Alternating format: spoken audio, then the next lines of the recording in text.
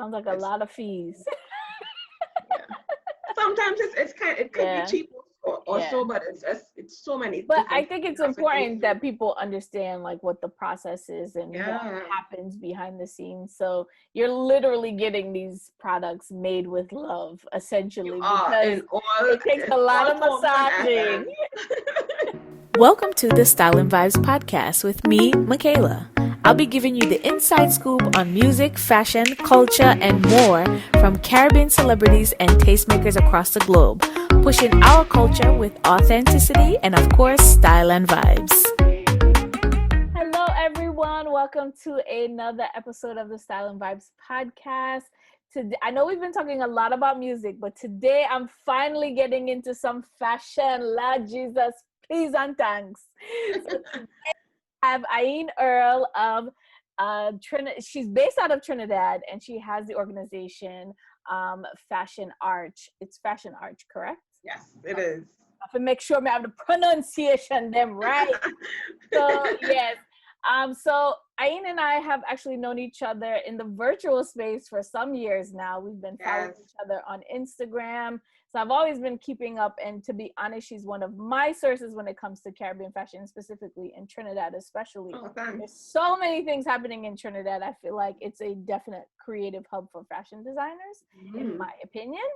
But we can get to that later. But Ain, please officially introduce yourself to the people and tell us a little bit about what you do working with designers in the Caribbean space. Sure, no problem. Thanks, Nikila, for actually having me on. Yes, it's been a while. It's been at least 4 or 5 years in terms of us actually virtually knowing each other, and I think only meeting possibly once physically. Yes. So the Fashion Arch actually, in September, we're celebrating 4 years of me doing this full time, but the business has been around for about 5.5 years or so. It's a branding and marketing consultancy where we help fashion designers and creatives, not just in Trinidad and Tobago, but across the region and even some of the diaspora, in terms of really understanding their branding, understanding their target markets, knowing what they're doing and how to get to the right audience, really strengthening their branding, really strengthening their business operations, so that we show, as I said, we have the talent, we are a creative hub, but it's really ensuring that it's strengthened in a type of way that we can then show what we have to the world and really have something quality to show for that as well too. Yeah. Excellent. So we kind of have to talk about pre-COVID space and during COVID, and we're still COVID still I keep people. Yes. COVID is still keeping. So talk to me a little bit about what was happening before COVID and what were some of the changes, positive and negative, from the fashion space that you're seeing with designers specifically from the region. I think positive for sure. We were seeing a lot more emerging designers coming out. People were really doing some great things. Even now you're seeing it too, but we were getting a lot of recognition.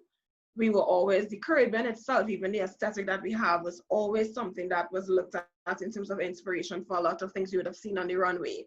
When it comes to the lighter materials, the fabrics, that's the lifestyle itself has always been something that you would see on the runway. So having some of our local and regional designers actually work sometimes with some of the foreigners, you've been seeing it happening from before, and it's even happening now. So you're seeing Delia Allen, you've seen Christian Buku, they do things already too with Michelle, and at the time when she was with Destiny's Child, Delia Allen is doing stuff with Chloe and Haley, she's doing things with Beyonce, that type of thing. So we've been seeing some of the emerging designers really doing a lot of work internationally. It's so fashion to kind of coming into the whole carnival sense too, where it was more than just the beads and beads and feathers. You're seeing Lost Strife become this conglomerate, basically, and this big mammoth fashion statement when it came to it. And they used a lot of the local designers to really push forward what they were doing. Monday Wear became such a big and huge thing as well too. So it was always something that even it was out of season and in season, things were happening. You're really seeing things happening across the world, and especially with Trinidad being one of the earlier carnival seasons. We kind of set the trends when it came to what the style would look like, what the carnival costumes would look like, what your Monday Wear would look like. You were really seeing a lot of things happening. There's a lot of collaboration as well too across the region, and even with jewelry designers working with clothing or body and beauty being a part of a fashion set now, that type of thing was happening. it was a lot of growth really happening across the region. Seeing too as well, to a lot of events coming out of it. So we were seeing it was more than one person knowing about something, a local designer or regional designer. It was coming to the point of an expansion. People were becoming more aware and more accepting of buying small, buying local, buying regional. So that movement was actually happening, and you would see it because of like collection moda. There were events happening in St. Lucia, events happening in Bermuda, and most of them sometimes attached to a carnival period, but sometimes even out of seasons, things were happening, you know. But then sometimes the downfall, even with all of the regional things that may happen in some areas, there was still some type of separation where some things may be happening in pockets and some people wouldn't know about it, you know, or it was sometimes out of touch for some, and they felt like it had to be an elite type group that would know about some of the local fashion. So it's kind of still trying to educate and inform as to what's going on, has been going on for a bit as well too. And even to the point, I think one of the things we've been seeing, and it's still very difficult, is shipping and the inter-region shipping and this moving of people, and not just the people as well too, but the products has been super expensive. So people see things, they may like it, but then it's how much they may have to pay to get it. And the hoops that they may have to jump through to get it as well too, in terms of going from one company to another country, that type of thing. Like how Liat stops off in every island before you reach where you have to go, that type of thing. So it's been a bit, it's had a lot of positives, but out of that as well too, you've been seeing some difficulties coming out for the past couple of years at least. So you touched on a few things in that explanation. I think we have to touch on Monday wear. Like that is a thing. So Monday is traditionally what happens the day before Carnival. And a lot of it is based in your own creativity. That's what I love, I think, about Monday wear is it's whatever you want. So you can dress it all the way up and you see all of these elaborate, it's almost like a way. It was another costume. It was another costume, yeah. But the basis was really like usually a swimsuit of some kind. Or at some point, it was even, I remember when I just started to play mass as an adult, a young adult, it was literally like a shorts and maybe a vest. You may wear a swimsuit top, but it was a tank top, some boy shorts, and you may pretty up your boots. But it has become its own entity now, you know? And that's insane because I felt like I remember when I was going to Carnival and I was just like, why do I need Monday wear? But then when I got to Monday wear, I was like, oh, this is why. It's a full fashion show. It is an entire fashion show. I didn't even last the whole of Monday because Juve done wiped me out. Exactly. And I was just like, let me go and get some sleep. So I was on the road for a bit and I was so tired that I had to get off the road and go back. The black carpet becomes the runway for Monday wear, honestly. It really is a fashion show. Yes. So how are, especially designers now, Trinidad did have its carnival season, but it was the only carnival season of 2020. It was right after. So yeah, we all are doing virtual carnivals. New York City had theirs. Yes. London had one. Carnival. Yeah, Caravana has theirs. And so everything is going virtual. What has been the impact? Because I know a lot of the designers that do design carnival costumes, they also design costumes and wear for the other regional local carnivals as well. So how has that really impacted? So even though they got their season off without a hitch, their the expansion of what that designer working would look like is totally different. Tell me about that. Have you spoken to any designers and how are they kind of transitioning it during this time? Yeah, a lot of people are still, I think, trying to figure it out. It's still very difficult for some because it's what you've been saying. We start here, they start here, and they may then start with the band launches across the other islands and design for other islands across the region, even stuff in New York and everything. So a lot of things would have been halted.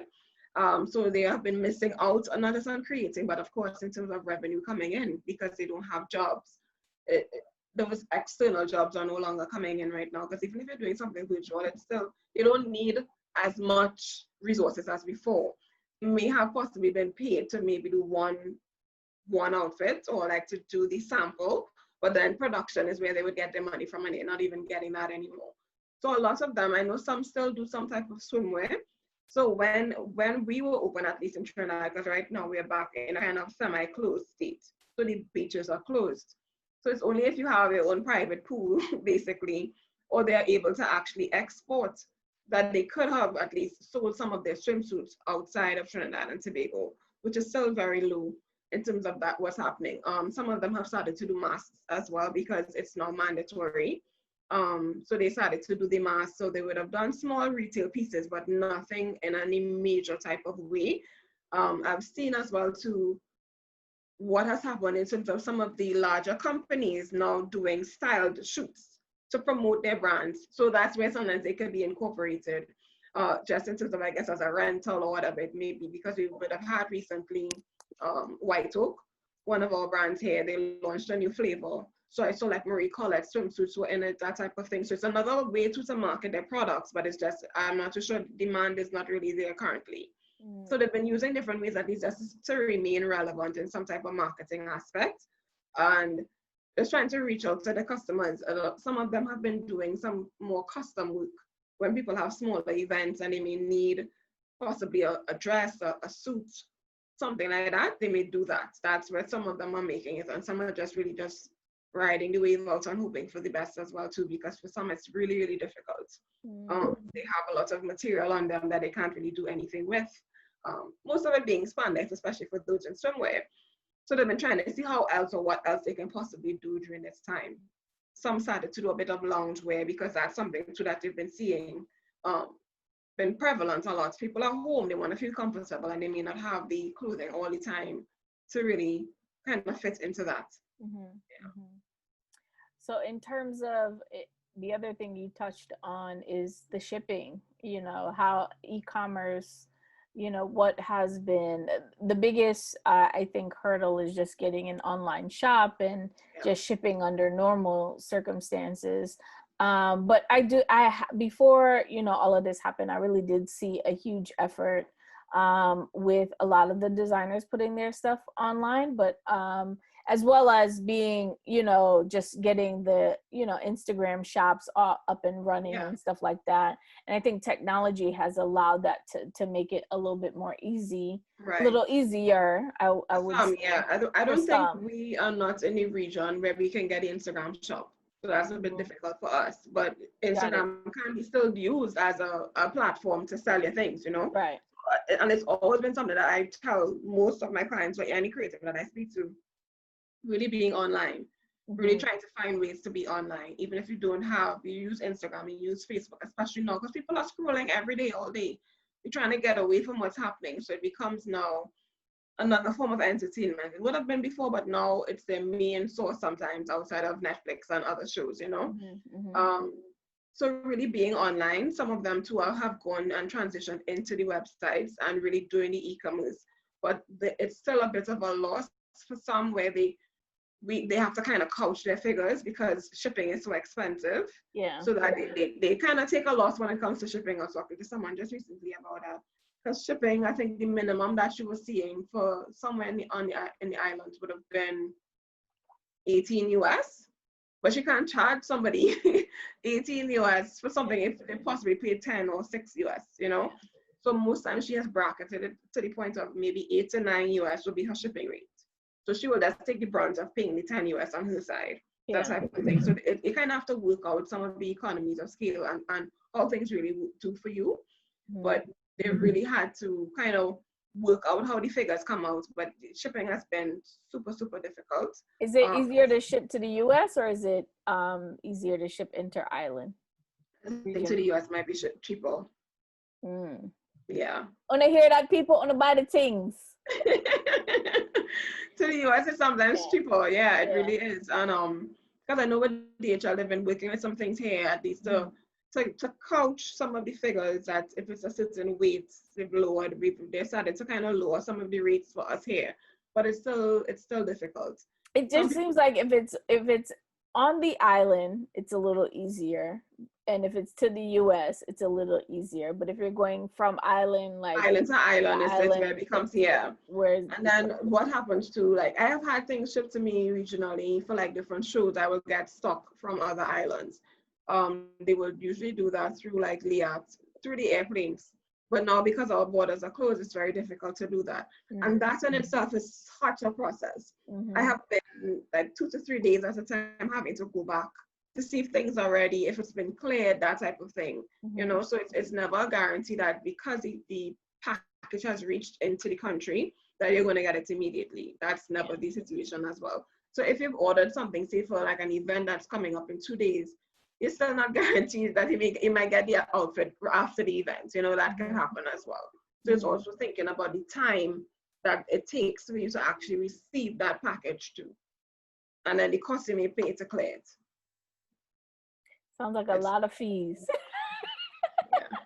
Sometimes it could be cheap also, but it's so many. But I think it's important that people understand like what the process is and what happens behind the scenes. So you're literally getting these products made with love, essentially, because it takes a lot of massaging just to get it to get the packages so that you can wear it, so you can be really difficult. Yeah. So in terms of like PR and features, we see that a lot. How does that impact a lot of designers in the region? I myself do a holiday gift guide where I try to feature, you know, a lot of Caribbean designers, and they seem to get a lot of traffic. But how do these things really impact the business side? And are there any good examples that you could share of, you know, a brand getting a certain amount of press and it kind of turning into, you know, a super order of, you know, products and things like that? I know that is happening a lot, especially here in the States, especially if you're in this time. There was the whole Blackout Tuesday, Pass the Mic, you know, where Black designers are essentially being pushed to the forefront in a good way because their talent supersedes the promotion. Of course, yeah. But I do find that sometimes along with that comes a lot of push on a business that you didn't really intend to. So it has a positive effect as well as it having a challenge that yeah. Because I was just about to say that, because the thing is, we see press, we see it from bloggers, we see it from when they do things with international or celebrities themselves. It's good. The thing is, more eyes on you is always good. Because the thing is, you may not get immediately sales from it. So you see celebrities may be wearing your pieces, it gets picked up in the newspapers, or you might have influencers. But I think too, sometimes it really is a plan and a strategy that some steps may be missed out. That we look for the influencer or we try to get the PR, but then when you get the eyes on you, what's next? Because you don't want the eyes, as I said, that's the challenge that can come out of it actually, because you get the eyes on you now. Following is great, that's fine, you have 10K followers, okay, fine. But how does that then translate into sales, or at least into getting loyal customers or referrals or people telling other people? And that's what you want as well too. And if you are doing these things, especially at the bottom line being sales, can you even afford to, or do you have the capacity even to produce the amount for the demand that comes in? And that's where the challenge sometimes happens. And I've seen that with some, especially over the carnival season, they partner with or work with a celebrity. Everybody's seeing this stuff, so then now they want to get from you, but you just wanted to get your end game stopped. I don't want to call any names or anything, but your end game stopped with you getting the celebrity to wear your pieces, but not thinking about the next step, because you're going to be tagged most likely, or somebody may ask if they're doing an interview, oh, you look really nice today, what are you wearing, who are you wearing? And you mention, especially if it's local, you want to give that person that little credit as well too. And then people know you get more followers and everybody starts to ask, can I get this or something similar, or do you have? And it's crickets. You know, so that's the double-sided sword, and if you look at it, but it's really good when you think about it with the PR, because you really need to the awareness of what we have, as I say, the talent that supersedes what these people are doing. So no matter what the movement, because it happened here as well too. because we've been getting some issues where the Afro-Trinidadian, in terms of considered Black, we were getting like the brunt of some things, so that since this whole BLM movement happened, that we as well too have started to do, a lot of groups started to come up where it was more the Afro-Trinidadian group. So there now we can share resources, let people know what we're doing. But again, you have to ensure that you can at least manage the expectation and what's coming out of it, you know. But I think PR is always good to have. People need to know what you're doing. You can't just be making something for your friends and your mom, you know. People need to see what you're doing. People need to know what's happening. The marketing is always great to have, but it's the next step of you being able to fulfill orders, to fulfill capacity. But also, if you are not doing fast fashion, is to ensure that when you're doing a PR, you educate and let them know. Same thing we're just talking about, what the process looks like. So it does not, because you see this piece, doesn't mean you're going to get it in 2 days. It may take 5, and then it may take another 3 to ship, you know, that type of thing too. So you talked about fast fashion, and I've seen firsthand how, you know, some fast fashion designers actually copy designers, not just from the region, but also everywhere. Essentially, they just copy exactly. With materials being so cheap, what is the feeling in terms of, you know, mixing fast fashion with, you know, pieces that are handmade and designed by an actual person?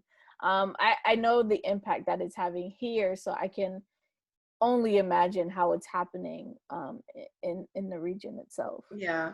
So I think most times we how you see it in terms of a good mix is that a person who is doing something that's handmade or local, being able to stand up in a store next to the fast fashion, but showing as well too that the quality is better. So that's why the price is like this, you know. But it's really, again, understanding, and that's a movement as well, to who made your clothes, where is it coming from, you know. And you see too, not to the point of the effect in terms of the full environmental aspect, but you are helping a small business, you are helping someone build their dream and really grow, you know, whereas this was actually just picked up somewhere, somebody made 5 of these or 15, whereas it may take me to do those 50, might take me 3 months. So it's really just understanding, I think, the difference. And fast fashion still will have a space most times because of what it is. And I think sometimes for the region too, because we are the normal consumer, or you say the regular consumer, sees so much that's happening in the States that they want to sometimes aspire to look like that. Some things have been, in terms of globalization, that we want to look like what we see out there. Mm-hmm. So that's why sometimes they are more attracted to the fast fashion, but not really thinking about impact. So that's another thing too, in terms of being educated about it. So it's really trying to find ways for the two to mix and mesh well in a space that they both win, but at some point we can actually fully not push out, but the majority being small and slow as compared to fast, because you're seeing as well to what fast fashion is doing to the environment, what it's doing to people. You're seeing where the companies are crumbling and people inside of the building still, in terms of production spaces, it's detrimental really to everyone. Yeah. So it's really, at some point, as you're saying, that we look at fast fashion becoming the minority. And people, of course, being okay with waiting for pieces. Because that's the thing, so because we've become such a microwave society, we want everything like this, you know? It has to be quick. Yeah, I think people are definitely getting used to waiting a little bit longer for whatever it is that they want. I think more now than ever. Yeah. We're seeing that we just need to be patient. Be patient. More than ever, you're seeing it now, yeah. Yeah, I mean, we all have the time now to be patient. that might help. So you've been doing virtual pop-up shops for a while now, so it's not actually new.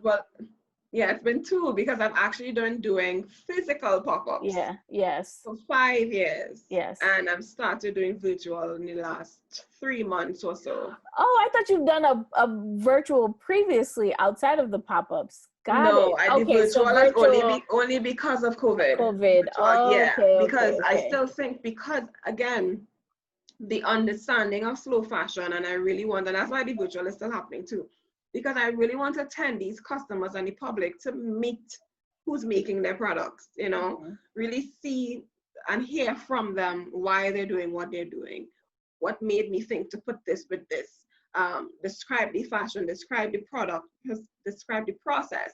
So that's why we've always done these themed pop-ups, and this would have been a carnival for sure, because, you know, so I would have done a kind of seasonal, but not the regular seasons that will have in these states. Carnival, because, you know, we have to get our fete outfits. It's always there. We need to have that. Mother's Day, because we're possibly looking for gifts, and why not shop local and small. We'll do it sometimes for Easter, because that's another season here where we have a lot of parties and events and different things like that happening. During the July, August time, I didn't want to say summer because we don't have summer here. So it was just a Caribbean event where I would actually bring in some regional designers, because around that time too is where we would have a lot of regional carnivals too. And people would travel to go to these different places. And then of course, Christmas, looking for gifts again, end of year, that type of thing. So my last physical pop-up would have been in carnival time. It should have been February. It was really great, and everybody came out and they got their stuff, their items for carnival, for fetes, Monday wear, gems, different things. And then COVID came in March. We were really kind of shut down then. So it took me some time to see, because people kept asking, are you going to do any more events? And it's like, I don't think we can, because of all the different things that's happening. Yeah. I for sure didn't want to be in any space standing with a mask on for 6 hours. You know, I really didn't want that. I didn't want that for other people as well. But I knew that there were products that people would still want, and that the audience, especially when you become virtual, is not just local anymore. Anyone could join in and see what's happening. Yes, there might be some difficulties with shipping, but we will figure it out for you. Don't worry, we will work on that. And the first one happened in June. And the second one, was it June or July? I think it was June, yeah. And then the other one was in July. So we would have done 2 so far.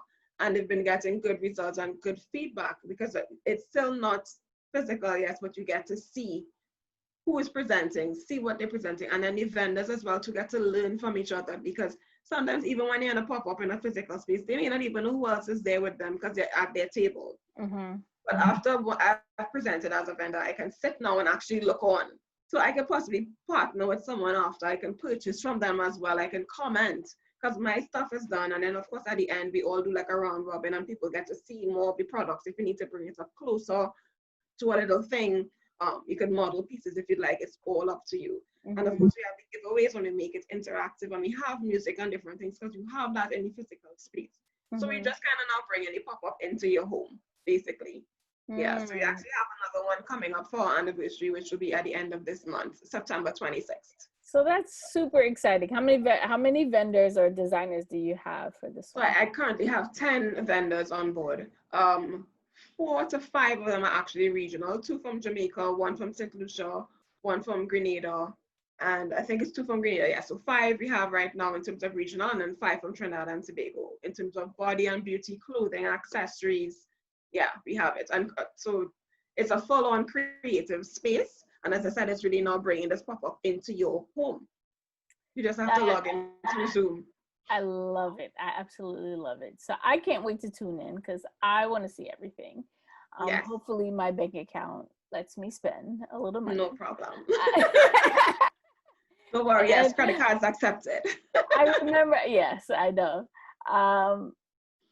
So earlier this year, I think there was a designer by the name of Hanifa, and she did a virtual fashion show. 3D. It was 3D. Yeah. So I thought that was super amazing and creative. And of course, someone had to colonize it and say that someone else, some high fashion house did it first. But I thought, yeah. And then they got snatched all the way. Quickly. You know, like gathered, like, no.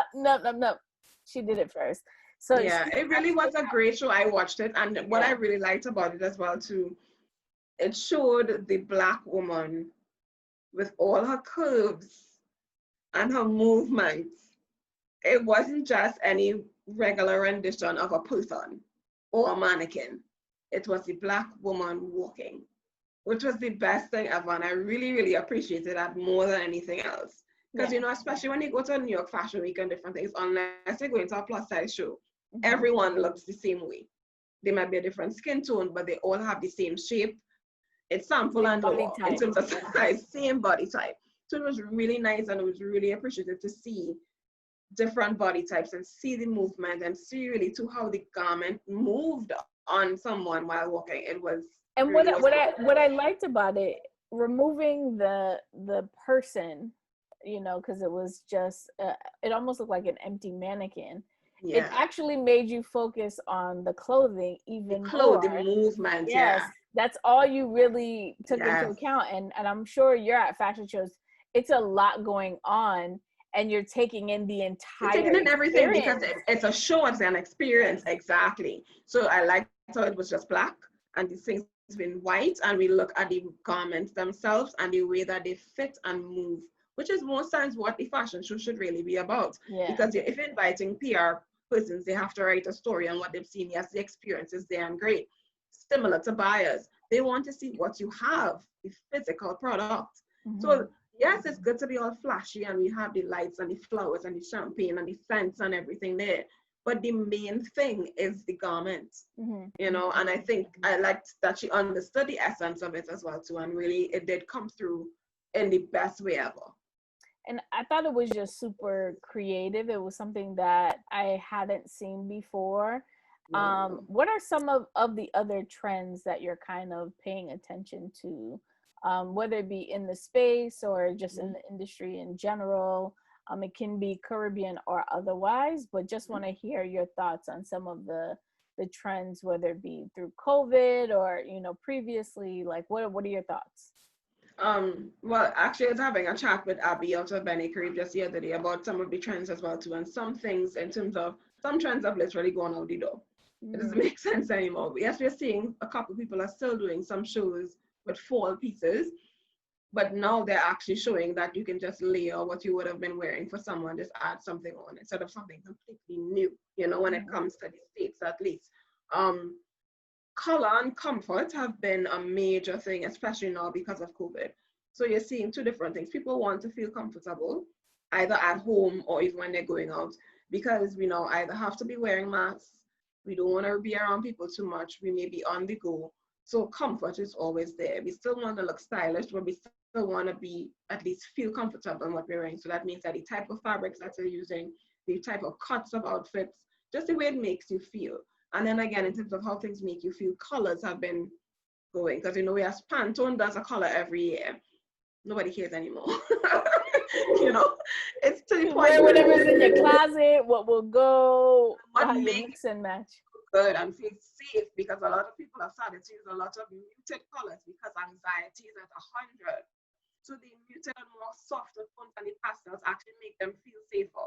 You know, it makes them feel safer. And then while others, like the colors behind me, people want things that pop. They want the bright, they want the extra because it made them feel energetic. It energizes, it uplifts. So some people want the upliftment, while some people just need to be as calm as they possibly can because they're going through so much, you know. Luxury for a bit too was kind of on a downfall, but it still was there because people are paying. People who can afford luxury will always afford luxury. Yeah, but then you were seeing a lot of this, you saw a lot of these chains are closing down because it's just so much in terms of overheads they can't afford to maintain anymore. And then if people are either doing DIY stuff or buying from small, the fast fashion places are shutting down. It does not make sense anymore. It really has affected a lot of people. And I think even for before you're seeing it now, people are really looking at how is fashion and style, how it has affected the environment. In terms of people, thrift has become a big thing too. It was happening before, but it's a major thing now in terms of thrifting or doing DIY or finding ways to reuse and recycle. So that's happening too in terms of what people are seeing. You're really seeing that happening. Post-COVID, I mean, pre-COVID, of course, as I said, Monday, where it was a major thing. Carnival became its own fashion season. That was something that you had to be a part of, and in some form of fashion, doing something when it comes to Carnival. And not just in Trinidad, as across the region, because as I said, it became a fashion show anywhere you would go. And especially if you were one of the Carnival hunters, and you're going from island to island, you can't be caught dead in the same outfit. No. That's worse than repeating it on the gram. Yeah, so it's like I repeat stuff all the time because I do as well. Who cares? You know, it's my clothes. I pay for it. Yes, I paid for it. Exactly. But it's like people look at you. Oh, you just had that one for Kaboba. Why are you wearing this? No, I understand. Especially if you're going from event to event and it's out there. I totally get it. But I used to do sometimes too. I would wear something I may have worn it in Jamaica. So one way I would switch it up. Yeah, like I did that because I think one year I wore something for it was Coney Island, Big Bad Soca Bundry and Day. So that's in New York. I wore it one year. I switched it up a little bit and I wore it for Carnival this year. It's like, I don't care, it's my clothes, you know. Yep. Just find different ways, either switch up your accessories, switch the outfit up, do whatever you can. It's still yours. And then again, to that as well as being sustainable, instead of trying to buy something new every time you have to go out to the house, you know, those types of things. So it's really sometimes to people being a little more conscious of what they're doing and how they're spending and who they're buying from. And then the way that they're wearing the clothes and different things too. Yeah. Do you think that this time has or will deter some creatives from getting into the industry itself? I think yes. Some of them, I've seen it for some already. I have actually kind of pushed some to continue. They had a business idea and they didn't know what to do. And I was like, go ahead and start, especially because they were in body and beauty. It's that people are home now. I mean, using hand sanitizer every single day. We want to be moisturized. We are on Zoom. We want to make sure our face looks good, that we're not breaking out, that type of thing, especially when it comes to body and beauty or accessories. People will still buy those things. But I think for some, if they really don't have the resilience in them, or they know it all and they don't have the proper support system behind them, they may not survive. Because it really is now more than ever. Being an entrepreneur or creative was already tough before COVID. You had to have a strong backbone and a strong support system behind you and belief system. But now, because of this happening and you're not sure what you're about, you won't survive. You really won't. It took me a while as well too, because I had to do some pivoting myself, you know, as I said, doing these things virtually, being able now to even create a product line, because this is like one of my pieces, doing webinar wear, that type of thing, where to fit in. So webinar wear, I like it. Yeah, she coined it first. I'm gonna send you that clip because that's amazing. Webinar wear. Yeah, because I realized I was always on so many different Zoom meetings. Like, what else in my cover do I have to wear? And then I want to still feel comfortable, so I can literally be home in a tank top of a kami, whatever. Put on a throw kimono, or wear like a t-shirt that you're wearing, simple soft cottons, soft materials that don't wrinkle. It's most times wrinkle free.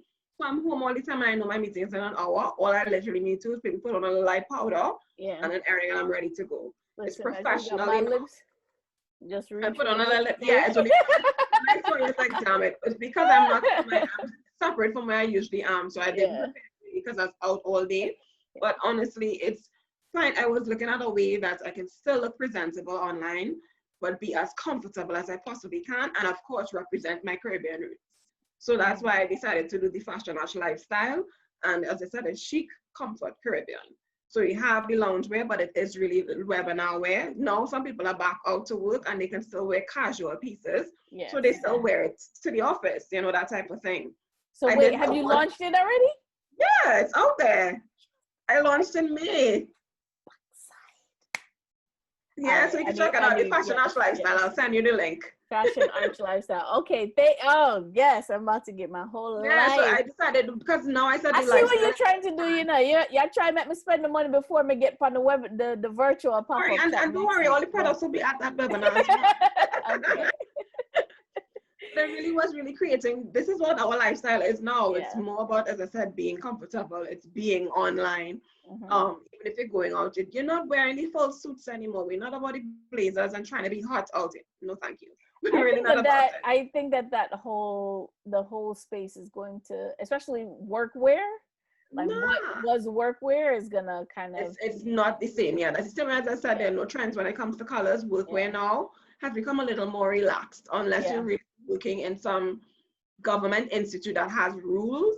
And even with that, you're not there every day anyway. So some days you're still at home, but you may need to still put on your camera. And I really don't think they expect you to be putting on a blazer for their meetings in a full suit, you know, that type of thing. I did one short styles only because, but I really didn't see the need for pants because nobody's seeing it. Nobody cares, you know. I did some dresses, so you can still be home in your dress, and then if you want to go ahead out, put a kimono over it, you know. Yeah. Someone asked for some, I did one style, but of course I had to stop that. We're not going to the beaches, so it doesn't make sense. Yeah. But it could still be worn as a body wear suit, so you can wear that inside as with a pants, you know, use the swimsuit as a bodysuit, that type of thing. I've even too, because of what I do, and it's all about supporting other artisans and other creatives. I've worked with some other designers and creatives to actually create some wellness packages as well too.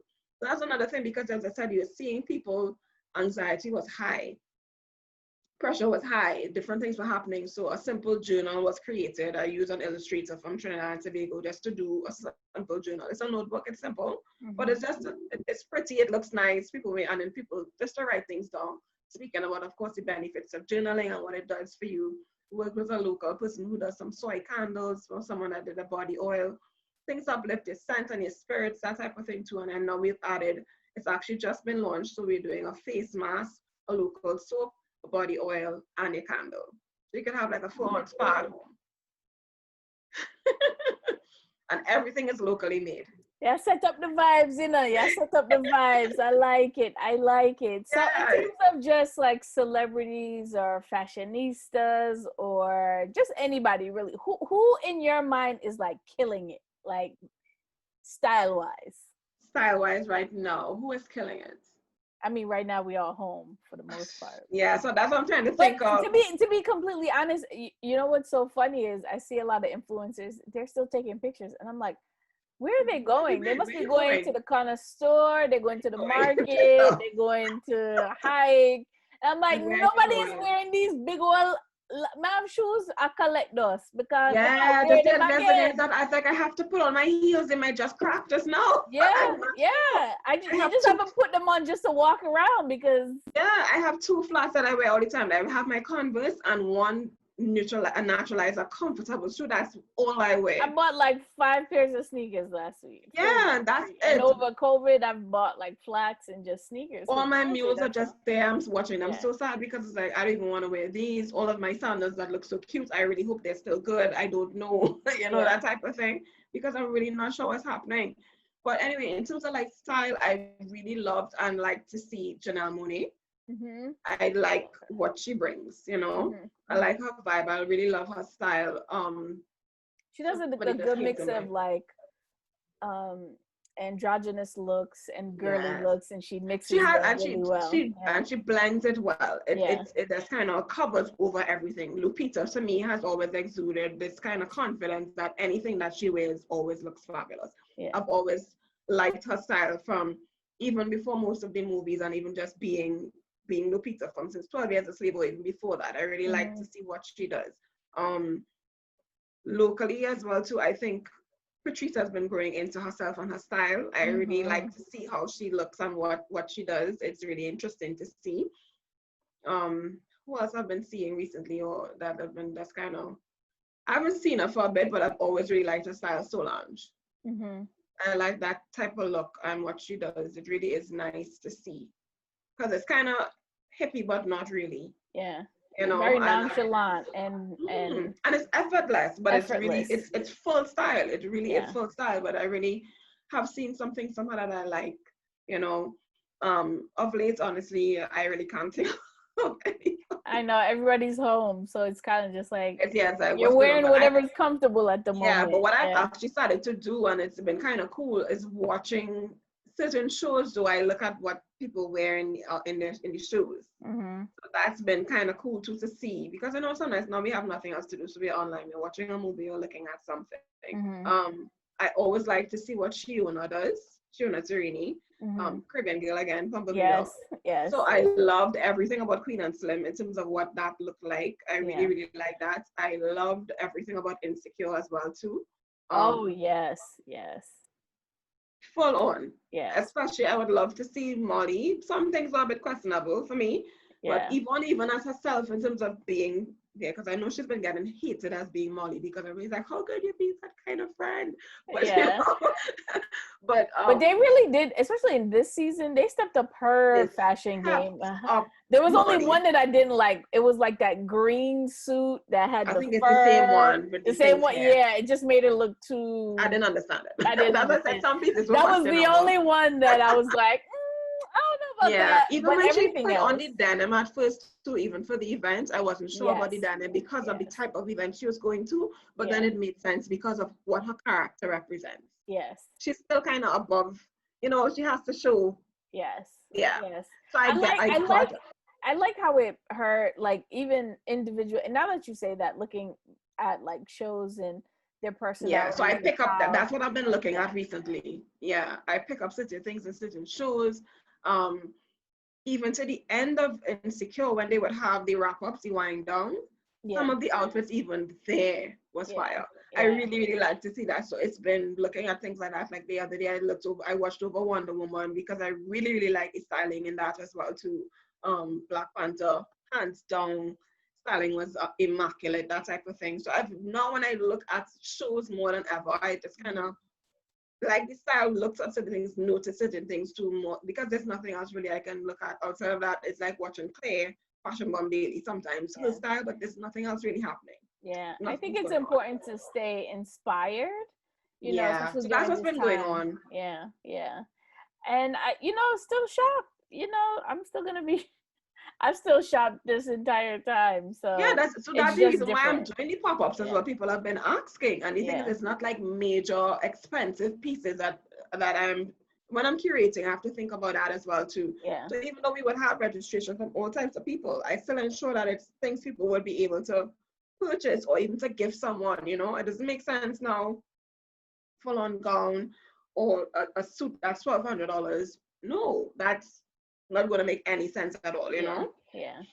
I So it's really agree. things that make sense for now. People are still shopping. People still want to look cute. They still want to feel good and things like that. And Christmas is coming. So I'm hoping too as well. It may not be the best Christmas for most people in terms of sales, Yeah. but people will still buy. I think purchases will still happen no matter what. Awesome. Well, thank you, Ain. It's been so It amazing. has Always a been. pleasure to just chat with Same. you. And I'm looking forward to the virtual pop-up next week. It's on Not September next week, 26th. September. Well, yeah, next week, because Yeah. yeah, so it's September 26th. So we start at 6:30. Yes. I will send the link if it's anything, but you have the link as well. So Yes, they I just go do. onto our website, the RSVP, because we really want to keep contact with everyone that joins us. So Yeah. once you've joined, a couple of days before you get the Zoom link, you come on, you can put your camera on or not, that's up to you. But you just look at what's happening. You can ask questions. The chat is open. We have the private rooms. Bring your wine, bring your credit cards, tell your friends, and shop and support local and regional. Amazing. Thank you so much. Looking forward to it Same. definitely. And Thank you. I'll see you on the interwebs, on the Of social course. media. We'll be in contact. Thank you so much Yes. for everyone who is tuning in, and make sure you guys tune in and get all the information about the pop-up shop. I'll be sure to share it in the show notes as well as below the video. So until next time, Leah Tama peeps. Bye. Take care later.